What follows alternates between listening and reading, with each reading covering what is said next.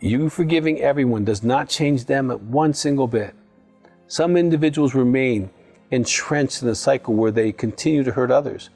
In these situations, setting boundaries becomes essential, even if it means implementing them with family or long-standing friends. Setting boundaries can be a challenge, and sometimes there are great books on this, and I'll let you find those. Navigating boundaries can be challenging, but here are a few pointers to guide you through that process.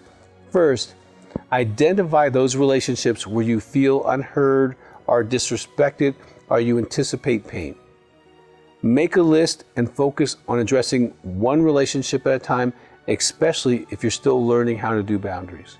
So pick one person, okay? Approach the individual in a question calmly and expressing your feelings. Articulate how their actions make you feel, whether it's feeling dismissed, diminished, unimportant, used, undervalued, and stick to your feelings during this conversation.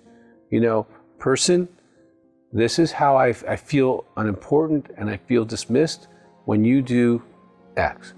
By doing so, you will reduce the chance of the conversation becoming an argument and them getting defensive because you're just expressing how you feel.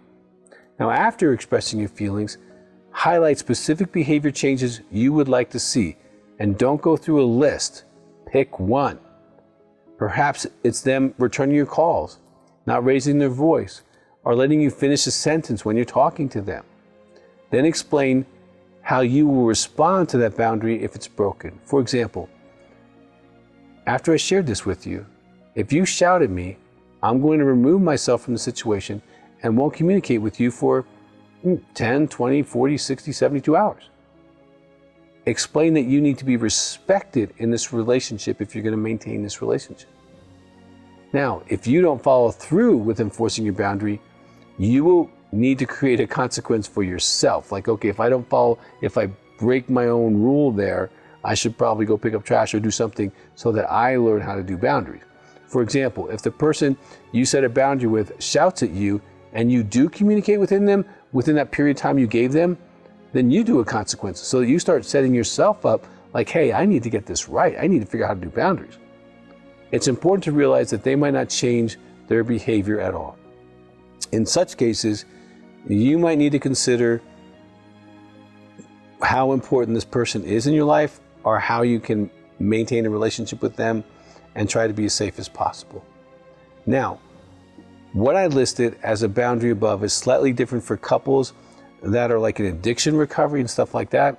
And for more information on recovery boundaries, like if you're in a relationship with someone who's in recovery, I have a video called Boundaries, His, Hers, or Ours, and it's fantastic to help you work through that process because it's a little more complicated. But in general relationships, share your heart, what you're feeling, ask for what the behavior you want, but only ask for one at a time. And if they honor that and respect that, then maybe you can go down further if you need to. But you need to have boundaries, and if that's a weakness for you, go ahead and get educated and get support on that.